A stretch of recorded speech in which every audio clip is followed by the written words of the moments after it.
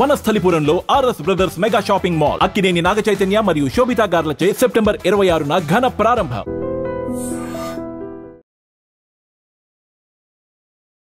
Welcome to ITM news. This is Pawan. ఈ మధ్య కాలంలో ఎంత దారుణమైన ఘటనలు జరుగుతున్నాయంటే అది చెప్పడానికి అంటే విన్నాక దాన్ని జీర్ణించుకోవడానికి కూడా చాలా బాధాకరంగా అనిపిస్తుంది. కన్న తల్లిదండ్రులే పిల్లల్ని అంటే ఎంత కఠినంగా తయారవుతున్నారంటే, మొన్నటికి మొన్న కన్న తల్లి ఇద్దరు పిల్లల్ని సంపులో నీళ్ళలో పడేసి చంపింది. ఎందుకు? కుటుంబ కలహాల వల్ల. అదే తరహాలో ఈ రోజు కూడా ఒక సంఘటన జరిగింది. అసలు అది వింటేనే చాలా బాధాకరం అనిపిస్తుంది. అసలు ఏంటి, కన్న తండ్రే కూతురికి పురుగుల మంది ఇచ్చి చంపాడు 11 ఏళ్ల పాపకి. అతను చనిపోతున్నాడని డిసైడ్ అయ్యాడు. అతను పురుగుల మంది తాగి చనిపోయి పాపకు కూడా అదే తరహాలో చనిపోవడం జరిగింది. ఎందుకు? కుటుంబ కలహాలు. వాళ్ళ భార్యతో వచ్చిన గొడవల వల్ల పిల్లను కూడా చనిపోవడం జరిగింది. పిల్లతో పాటు ఇద్దరు సూసైడ్ చేసుకోవడం జరిగింది. అసలు ఏం జరిగిందని వివరాల్లోకి వెళ్తే, శ్రీకాకుళం జిల్లాలోని రణస్థల మండలంలో అయితే ఈ ఘటన చోటు చేసుకుంది. సంతోష్ అనే వ్యక్తికి ఇద్దరు భార్యలు ఉంటే గతంలో 15 ఏళ్ళ కిందట ఒక ఆమెతో పెళ్లి అయిపోయింది. పెళ్లి అయిన తర్వాత మరి ఏ కారణాలు ఉన్నాయో వాళ్ళకి ఏమున్నాయో తెలియదు కానీ మరో పెళ్లి చేసుకోవడం జరిగింది. సో మరో పెళ్లి చేసుకుని స్వాతి అనే మహిళను అయితే ఆయన పెళ్లి చేసుకున్నాడు. పెళ్లి చేసుకున్న తర్వాత ఆమెకి ఒక పాప కూడా ఉంది.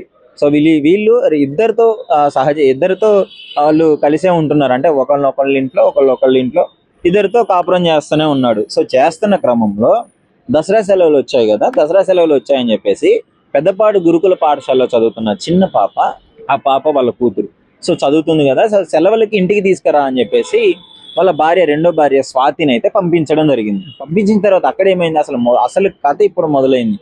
సో ఆమె వెళ్ళి రోజంతా ఎక్కడ పెద్దపాడు గురుకుల పాఠశాలలో ఉన్న చిన్న పాపను తీసుకెళ్ళడానికి వెళ్ళి అక్కడ సంచాంకి చెందిన ఒక వ్యక్తితో అక్రమ సంబంధం అయితే ఏర్పడింది. ఆ వ్యక్తితో ఆ రోజంతా తిరిగి చక్కర్లు కొడుతూ షికార్లు చేసింది. ఆ తల్లి షికార్లు చేసి ఈవినింగ్ ఎప్పుడో రాత్రికి ఇంటికి వచ్చింది. రాత్రికి ఇంటికి పాపను తీసుకొని వస్తే సంతోష్ భర్తగా ఆయన బాధ్యత కరెక్ట్గానే అడిగాడు, నువ్వు ఎక్కడికి వెళ్ళావు, ఎందుకు తిరుగుతున్నావు, ఇంతవరకు ఏం చేసావు అని చెప్పేసి ఇద్దరి మధ్యలో గొడవ మొదలైంది. ఈ విషయాలన్నీ తెలుసుకున్నాడు. మరి ఎట్లా తెలిసింది ఏంటి అని వివరాలు మనకు తెలియదు కానీ సో అతనికి అయితే అనుమానం ఉందా ఏంటి, ముందే ఏమన్నా గొడవ అయిందా ఈ విషయం పైన వాళ్ళ ఫ్యామిలీలో అని మనకు తెలియదు. కానీ ఆ రోజు రాత్రి బీభత్సంగా గొడవ అయిపోయింది. అంటే ఎందుకు తిరిగింది, అసలు ఏం జరిగిందంటే ఏ భర్త తట్టుకోగలరు చెప్పండి. పైగా ఆమె రెండో పెళ్లి చేసుకున్న తర్వాత ఇట్లాంటి అక్రమ సంబంధాలు ఈ మధ్య కాలంలో ఎక్కువైపోయాయి. ఆమె తిరిగిన తర్వాత తిరిగి వచ్చిందని చెప్పేసి అడిగి గొడవ అయిపోయిన తర్వాత సరే వెంటనే తెల్లారే వాళ్ళ పుట్టింటికిలో అయితే దించేసి వచ్చాడు. వాళ్ళ భార్యని ఆ పాపని పుట్టింట్లో దించేశాడు. అక్కడ జీర్పాలెంలో ఉంటుంది. వాళ్ళని దించేశాడు. దించిన తర్వాత మరి ఈ వ్యక్తి ఏం ఆలోచించుకున్నాడో ఏమో తెలియదు కానీ సంతోష్ అనే వ్యక్తి పాపను మళ్ళీ ఇంటికి వెళ్ళి పాపనైతే తీసుకొచ్చుకున్నాడు. పాపను తీసుకొని వచ్చి తీవ్ర మనస్తాపానికి గురయ్యి ఇంకా నేను బతకడం దండగా అనే ఆ డైనమాలోకి వెళ్ళిపోయి, అంటే ఓకే భార్య అట్లా చేసిందంటే ఖచ్చితంగా భర్తకి బాధ ఉంటుంది. సో భర్తగా ఆయన చేయాల్సిన బాధ్యత అయితే ఆయన అడిగాడు, అయిపోయింది. కన్న కూతురు ఏం చేసింది, 11 ఏళ్ల పాప మైనర్ కాబట్టి పేరు చెప్పకూడదు నేను. సో చనిపోవాలనుకుంటే ఆయన చనిపోతే పోయేది, ఆ కూతుర్ని ఎవరు చూసుకోరేమో అని ఆయన బాధకు గురై ఆయనంతటా ఆయన ఆలోచించుకొని పురుగుల మందు ఆ చిన్న పాపకి, శుభం తెలియని చిన్న పాపకి నిండు 100 ఏళ్ళు నిండకుండానే ఆ పురుగుల మందు ఇచ్చి చంపడం జరిగింది. సో వీళ్ళిద్దరూ హాస్పిటల్లో చికిత్స పొందుతూ చనిపోవడం జరిగింది. సో ఈ ఘటన కొంచెం ఆలస్యంగా వెలుగులోకి వచ్చింది.